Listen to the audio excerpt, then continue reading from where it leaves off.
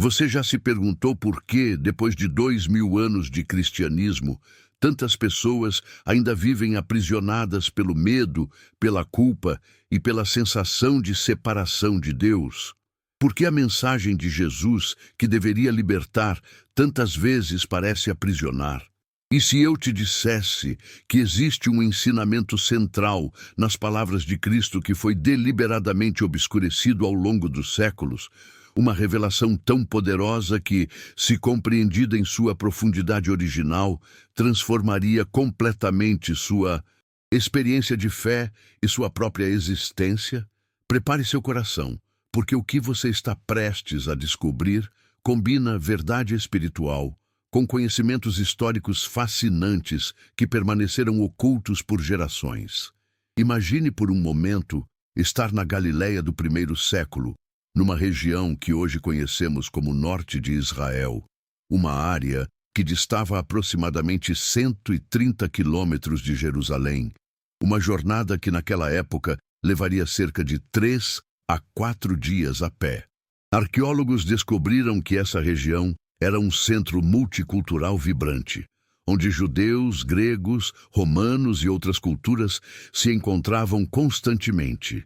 Os habitantes viviam sob ocupação romana, carregando o peso de impostos abusivos e a constante humilhação de ser um povo subjugado em sua própria terra. Para entendermos o impacto revolucionário das palavras de Jesus, precisamos saber que naquela época as pessoas esperavam um Messias político, um libertador militar que expulsaria os romanos e restauraria o reino de Israel ao seu antigo esplendor dos tempos de Davi e Salomão. Mas então Jesus aparece e pronuncia palavras que deixam todos perplexos. No Evangelho de Lucas, capítulo 17, versículo 21, ele declara algo absolutamente revolucionário para aquele contexto. O reino de Deus não vem com aparência exterior. Nem dirão, ei-lo aqui ou ei-lo ali, porque eis que o reino de Deus está dentro de vós. A palavra que Lucas usa no grego original é entos, que carrega um significado profundo de interioridade, de algo que habita no âmago mais íntimo do ser. Historiadores explicam que esta declaração foi radical, porque contrariava completamente as expectativas messiânicas da época. As pessoas aguardavam um reino físico, territorial, político. Jesus estava falando de algo totalmente diferente, uma dimensão de realidade que transcendia o mundo material. Para aquela sociedade, profundamente estruturada em hierarquias religiosas e poder político centralizado, isso era revolucionário porque democratizava o acesso a Deus. Não era mais necessário passar por intermediários, não era mais preciso esperar por um libertador externo. A salvação, a conexão com o divino, o próprio reino de Deus estava acessível imediatamente dentro de cada pessoa. Antropólogos culturais revelam que os sistemas religiosos da época funcionavam como estruturas de poder que mantinham as massas dependentes de sacerdotes, rituais e templos. Jesus estava dizendo que cada indivíduo tinha acesso direto à presença divina em seu próprio interior. Mas aqui vem a revelação que muda tudo, confirmada tanto pelas Escrituras quanto pela história. Esta mensagem central de Jesus foi progressivamente obscurecida ao longo dos séculos. Quando o cristianismo se tornou religião oficial do Império Romano, no século IV, sob o imperador Constantino, algo fundamental mudou. Historiadores documentam que o Concílio de Niceia, no ano 325, foi convocado não apenas para definir doutrinas, mas para criar uniformidade religiosa que servisse aos interesses políticos do Império. Documentos da época confirmam que diversos evangelhos e textos considerados heréticos foram sistematicamente suprimidos porque apresentavam uma versão do cristianismo menos centralizadora, mais mística e interior. O Evangelho de Tomé, descoberto em 1945 na cidade egípcia de Nag Hammadi, é um exemplo fascinante. Especialistas em manuscritos antigos explicam que este texto, provavelmente escrito no século I ou II, contém 114 ditos atribuídos a Jesus, muitos deles com paralelos nos evangelhos canônicos, mas outros com ênfase notavelmente diferente. No dito 3 deste evangelho, Jesus declara: Se aqueles que vos guiam vos disserem, vede, o reino está no céu, então as aves do céu vos precederão. Se vos disserem, está no mar, então os peixes vos precederão. Mas o reino está dentro de vós e está fora de vós. E continua: Quando vos conhecerdes a vós mesmos, sereis conhecidos e compreendereis que sois filhos do Pai vivo.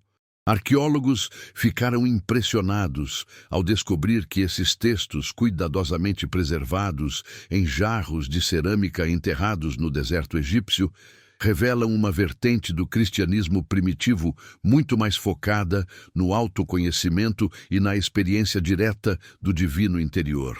Por séculos, pensávamos que o cristianismo sempre foi uma religião exclusivamente institucional, até descobertas arqueológicas revelarem que existiam comunidades cristãs que praticavam uma espiritualidade muito mais contemplativa e interior.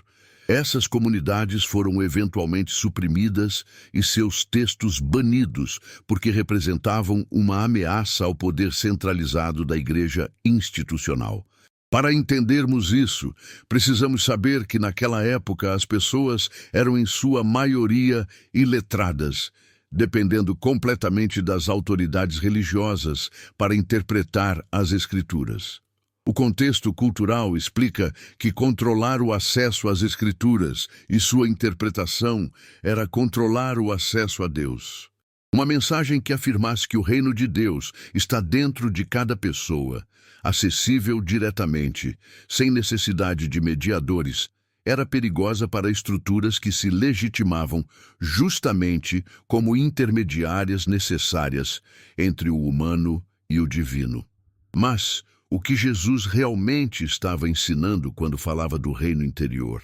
Ele estava apontando para o que poderíamos chamar de consciência crística, não como privilégio exclusivo dele, mas como potencial humano universal. No Evangelho de João, capítulo 10, versículo 34, Jesus responde aos que o acusavam de blasfêmia por se dizer filho de Deus, citando o Salmo 82. Não está escrito na vossa lei. Eu disse, sois deuses. A palavra original no hebraico é Elohim, o mesmo termo usado para Deus no Gênesis. Jesus estava dizendo que a natureza divina não era sua exclusividade, mas herança de toda a humanidade. No Evangelho de João, capítulo 14, versículo 12, ele vai além. Aquele que crê em mim também fará as obras que eu faço, e as fará maiores do que estas. Imagine a ousadia dessa afirmação. Jesus não estava criando seguidores dependentes, mas convidando a humanidade a despertar para sua própria natureza divina.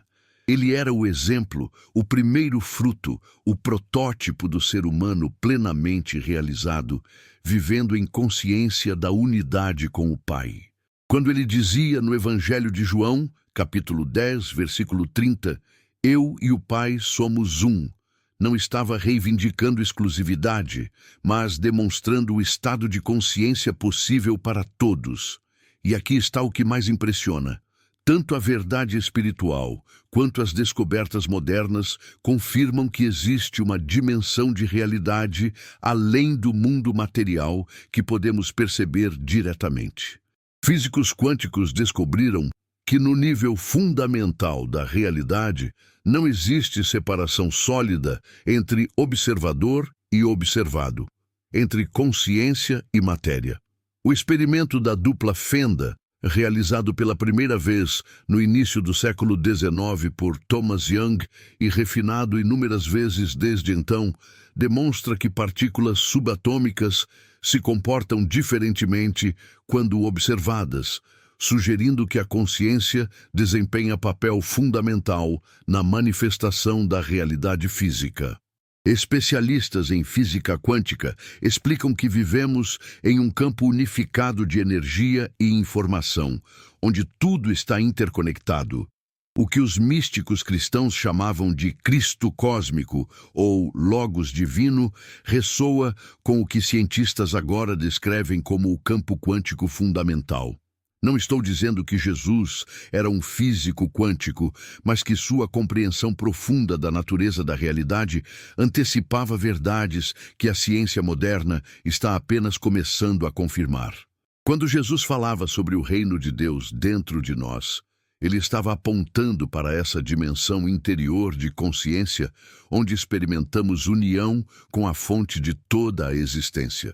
No Evangelho de Lucas, capítulo 17, versículo 20, quando os fariseus perguntaram quando viria o reino de Deus, Jesus respondeu que ele não viria com aparência exterior.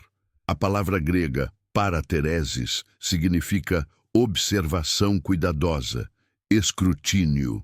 Jesus estava dizendo que o reino não seria encontrado através de análise externa, de sinais apocalípticos no céu, mas através da experiência interior direta.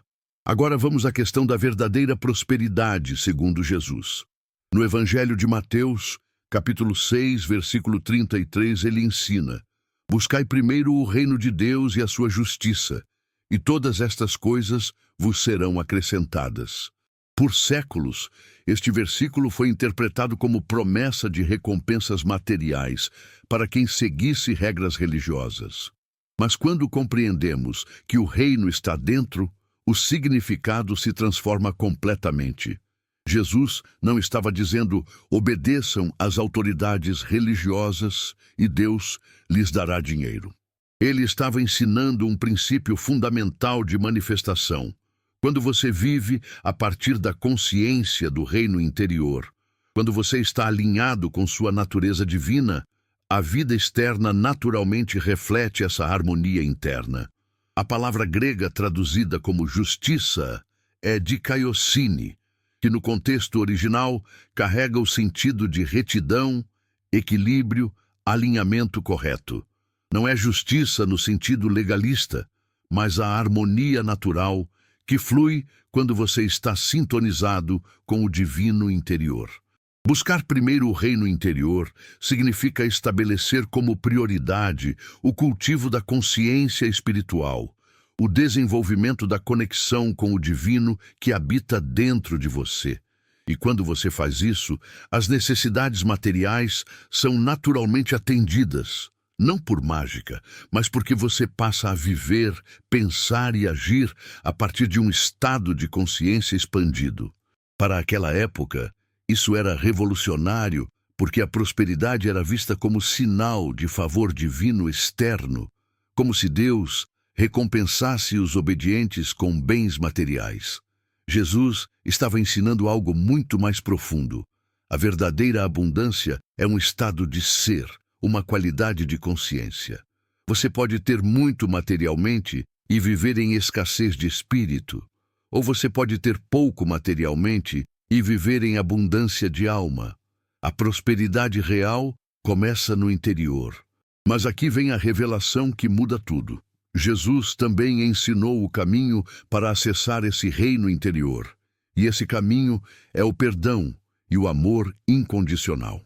No Evangelho de Mateus, capítulo 6, versículos 14 e 15, ele afirma: se perdoardes aos homens as suas ofensas, também vosso Pai Celeste vos perdoará. Se, porém, não perdoardes aos homens, tampouco vosso Pai vos perdoará. Isto não é Deus sendo vingativo. É Jesus explicando uma lei espiritual. O perdão liberta você, não principalmente a outra pessoa. A palavra grega para perdão é aphiemi, que literalmente significa enviar embora, liberar, deixar ir.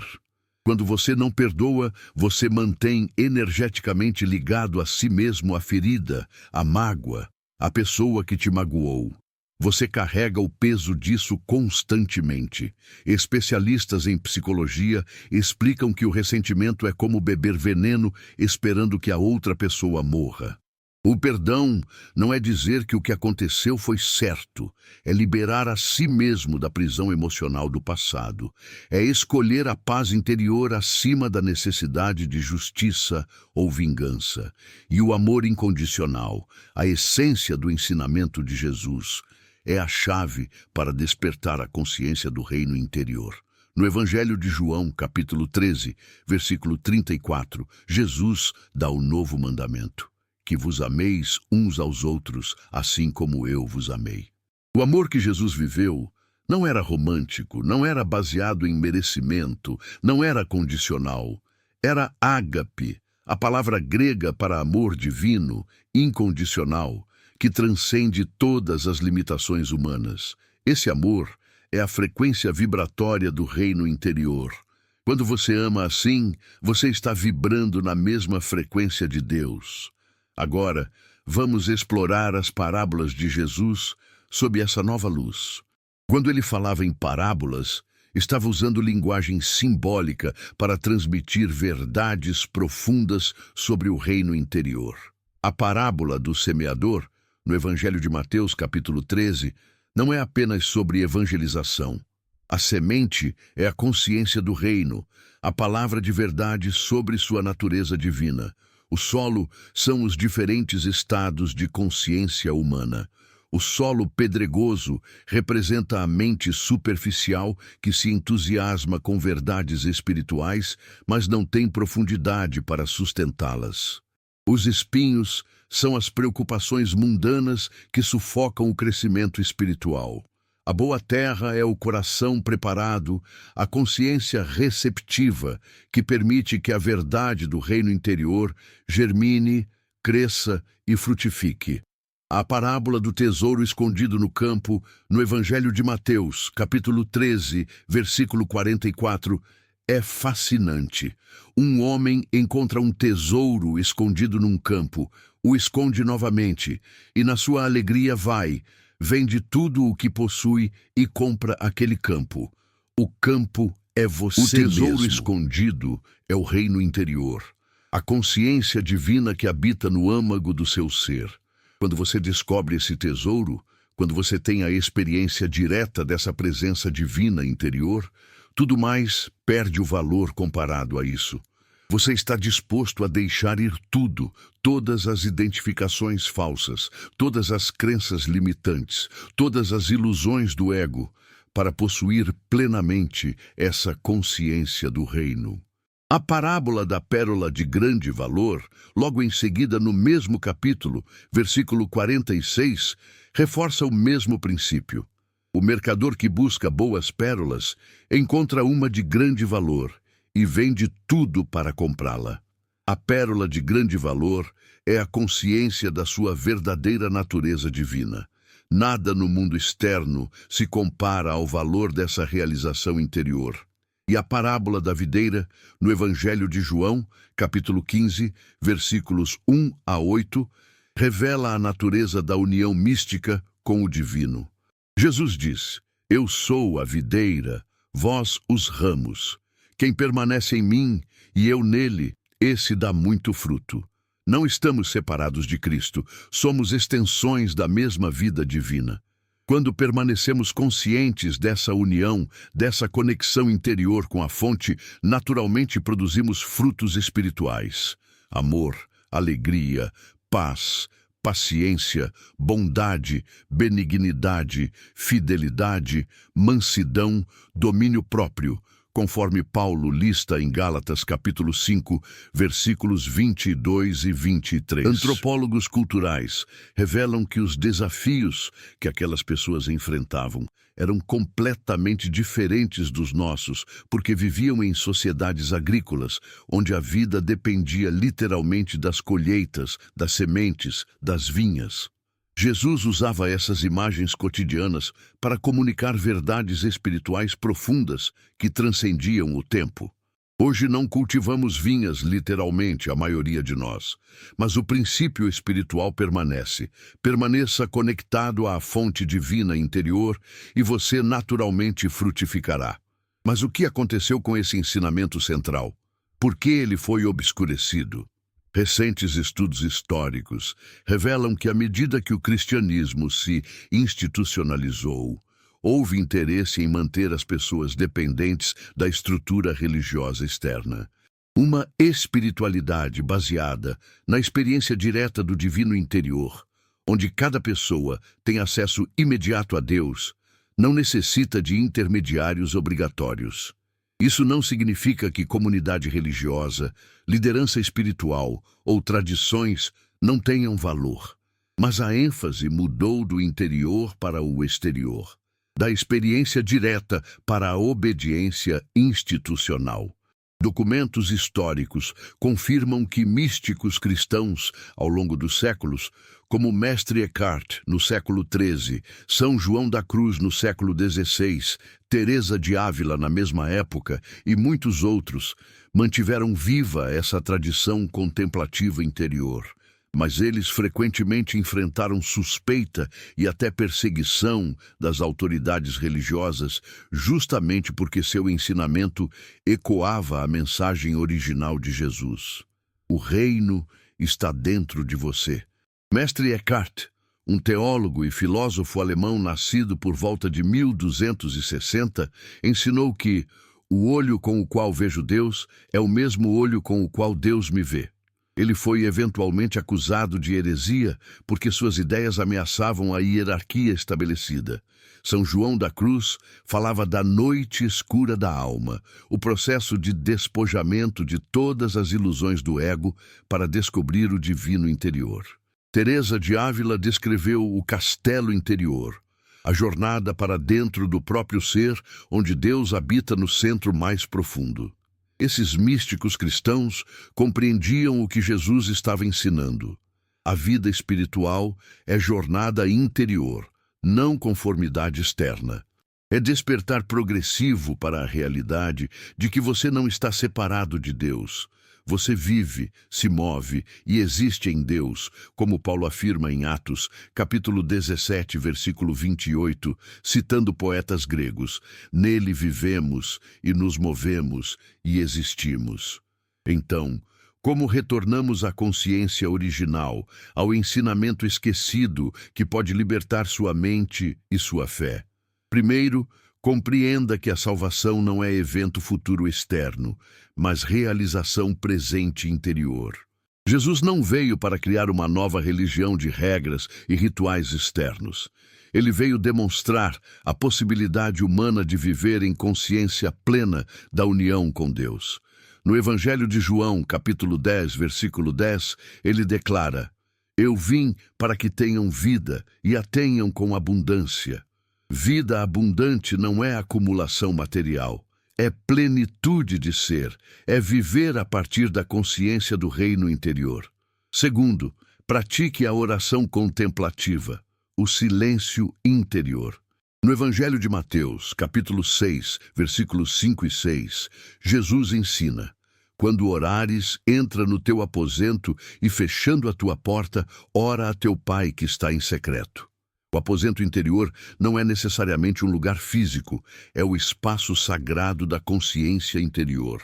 Fechar a porta é aquietar a mente tagarela, o diálogo interno incessante e simplesmente estar presente na presença divina interior. Terceiro, viva a partir do perdão e do amor incondicional. Toda vez que você escolhe perdoar, você está escolhendo liberdade. Toda vez que você escolhe amar além das limitações do ego, você está vibrando na frequência do reino. No Evangelho de Mateus, capítulo 5, versículo 44, Jesus ensina: amai a vossos inimigos, bendizei os que vos maldizem, fazei bem aos que vos odeiam, e orai pelos que vos maltratam e vos perseguem. Este não é ensinamento moral impossível para fazer você se sentir culpado. É tecnologia espiritual para libertar sua consciência das prisões do ressentimento e da reatividade. Quarto, reconheça que você é filho de Deus, não por adoção religiosa, mas por natureza essencial. No Evangelho de Lucas, capítulo 15, a parábola do filho pródigo revela essa verdade profunda. O filho mais novo desperdiça sua herança, vive na miséria e finalmente retorna arrependido. O pai, vendo-o de longe, corre ao seu encontro, o abraça, o beija, ordena que tragam a melhor roupa, o anel e as sandálias, e celebra seu retorno. Você é esse filho. A jornada espiritual não é conquistar o amor de Deus. É despertar para o fato de que você nunca esteve separado dele.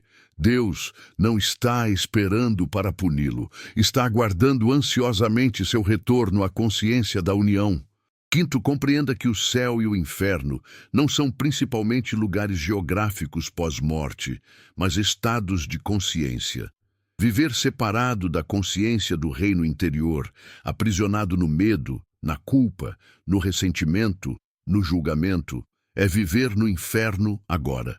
Despertar para a presença divina interior, viver em amor, paz, alegria, gratidão, é experimentar o céu agora. Jesus disse no Evangelho de João, capítulo 5, versículo 24, Quem ouve a minha palavra e crê naquele que me enviou, tem a vida eterna, e não entrará em condenação, mas passou da morte para a vida. Passou, tempo passado. A vida eterna não começa depois da morte, começa no momento em que você desperta para a verdade do reino interior. Comparando com outras tradições espirituais contemporâneas, vemos que Jesus não estava isolado em seu ensinamento. Na Índia antiga, os Upanishads ensinavam Tattvam Asi, tu és isso, apontando para a identidade essencial entre o self individual e a realidade última. Buda ensinava que o sofrimento vem da ilusão de separação e que o despertar é realizar a natureza verdadeira da realidade. Lao Tse, na China antiga, ensinava sobre o Tao, o caminho, a fonte não nomeável de toda existência que habita em todas as coisas. Jesus estava ensinando a mesma verdade fundamental, usando a linguagem e os símbolos de sua tradição judaica. Há 3.000 anos, as pessoas viviam em sociedades muito diferentes, mas a busca humana fundamental era a mesma. Hoje, nós temos tecnologia, ciência, conforto material que aquelas pessoas jamais imaginaram. Mas a pergunta essencial permanece: quem sou eu? Por que existo? Como encontro paz verdadeira? E a resposta de Jesus permanece válida. O reino de Deus está dentro de você. Sua verdadeira natureza é divina. Você não está separado da fonte da vida. Despertar para essa verdade é a libertação real. Esta mensagem foi esquecida não por acidente, mas porque representava ameaça a estruturas de poder que se beneficiavam mantendo as pessoas dependentes, amedrontadas, buscando salvação fora de si mesmas. Mas a verdade não pode ser suprimida para sempre. Em cada geração, surgem buscadores que redescobrem o ensinamento central de Jesus.